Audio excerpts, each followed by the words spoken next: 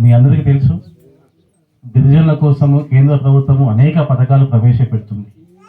కానీ ఈ పథకాలన్నీ కూడా గ్రామ స్థాయిలో 100% అందరికీ చేరడం లేదు. అసలు ఎందుకు చేరడం లేదని తెలుసుకోవడానికి ప్రైమ్ మినిస్టర్ గారు ఈ జుగా పథకాన్ని ప్రవేశపెట్టడం జరిగింది. దాదాపుగా 80,000 కోట్లతోటి ప్రాజెక్టులు పెట్టినప్పటికీ గ్రామ స్థాయిలో ఉండే కింది బెనిఫిషరీకి రావడం లేదు.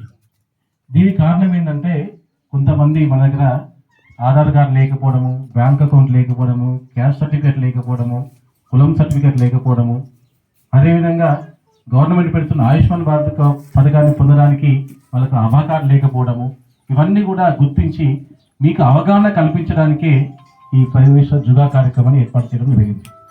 దీంట్లో మీరందరికీ కూడా మరి కేంద్ర ప్రభుత్వం, రాష్ట్ర ప్రభుత్వం ప్రవేశపెట్టిన పథకాలన్నీ సద్వినియోగం చేసుకొని ఏ స్కీమ్ అయితే ఎవరి కోసం అయితే పెట్టిందో వాళ్ళందరికీ 100% చేయడానికి అవగాహన కల్పించమని కేంద్ర ప్రభుత్వం యొక్క ఆదేశాల ప్రకారము ఈరోజు మనం ఈ సుందరపురం గ్రామ పంచాయతీలో మనం ప్రత్యేక గ్రామ సభ ఏర్పాటు చేసుకున్నాం.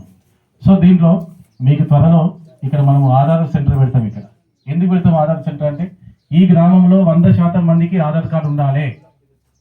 చిన్న పిల్లలకి మొదలు పెట్టుకుంటే చనిపోయే ముసలి వారికి కూడా అందరికీ ఆధార్ కార్డు ఉండాలి. ఎందుకు ఆధార్ కార్డు అంటే అది మనకు గుర్తింపు కార్డు.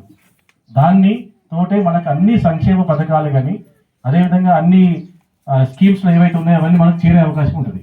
కాబట్టి చాలామందికి, కొంతమందికి ఆధార్ కార్డు లేవు.